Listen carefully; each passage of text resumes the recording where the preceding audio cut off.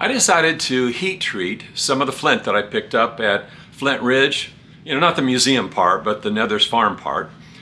I didn't really even know anything about heat treating flint until I went to that museum down there at Flint Ridge. And at that museum, that's where I learned about heat treating and bringing the color out, bringing the enhancement out. And so I thought, well, I'm going to try this myself. Then I watched some videos on how to do it in a really good way, and I decided to do it just a real primitive way. And so I built a fire. And this gives you a little bit of an idea of what I did and the results I got. Now, I think the thing I like the best is this result right here. So these are the results. These are results that I got that I like the best. I've decided that I'm going to try to heat treat these examples of rocks that I picked up at Nether's farm by Flint Ridge in Ohio. And I can't say I know what I'm doing, but I'm just going to give it a try. I want to see what a difference heat treating can make and see if I can do it. I have dug out a little bit into this sand and ashes in this fire pit. I'm going to put those rocks in there. And then I'm going to build kind of a little oven out of some bricks. So those rocks are down in that sand now, and I'm going to cover them up. I have the rocks covered up. I wanted to leave a little space. I'm just thinking that maybe some coals and things can filter down in there, and that I think would be a good thing. This is going to go over the top. And now I'm going to build my fire. I'm going to build a log cabin. You know, I'm not a teepee kind of guy. I'm more of a log cabin kind of guy. Oh, that didn't take long. These things are just so dry. Sticks I picked up around the yard and dead wood that was hanging from the tree, so it's nice and dry, and man, it's really going up.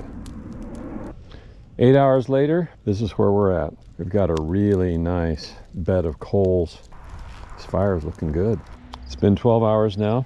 I'm going to put a little bit more wood on the fire. Then I think this is going to pretty much be it. And I'll see how warm it is tomorrow morning. See if these coals last all night. And if they do, I might restart the fire. Man, that looks great.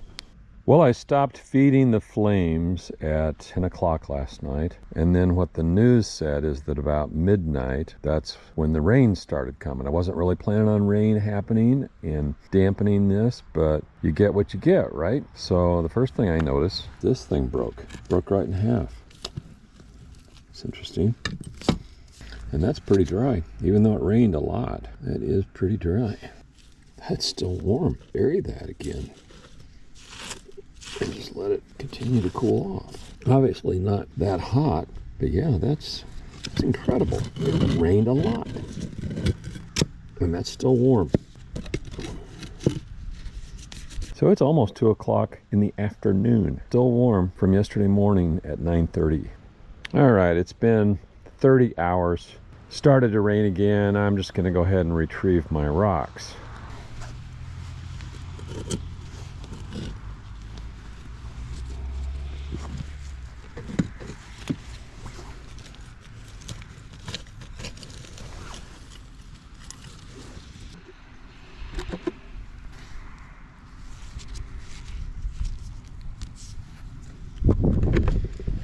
These rocks are still warm.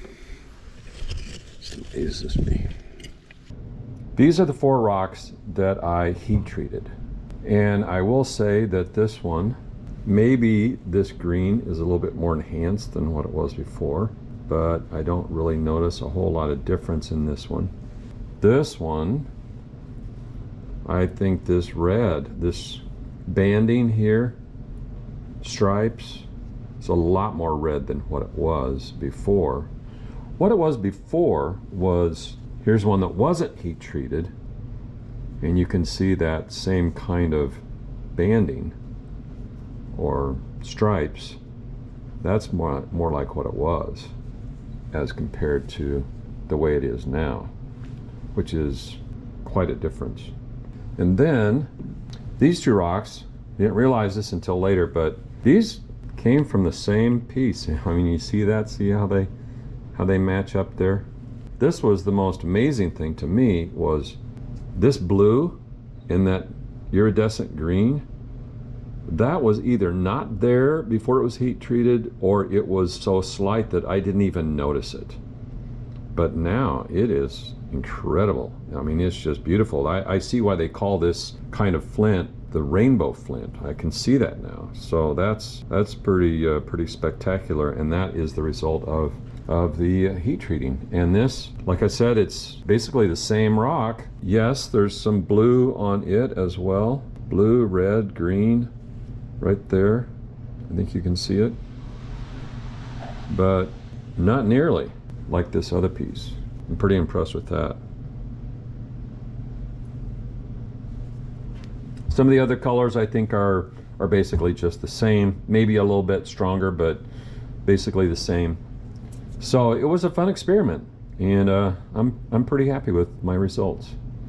If the blue was there before heat treating, and I didn't even notice this prior to any kind of heat treating, but it was only small. It was just a little tiny bit.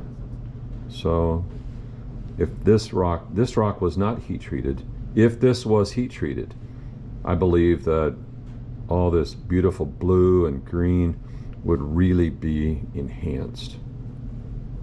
I think this was a lot of fun, and I liked my results, and I encourage you to be very careful if you're going to heat treat anything. I don't necessarily recommend what I did. There are some really good videos out there that are more scientific, and you know, I'm more of a hillbilly way to do things, or a primitive way of doing things. Just be careful. Safety first.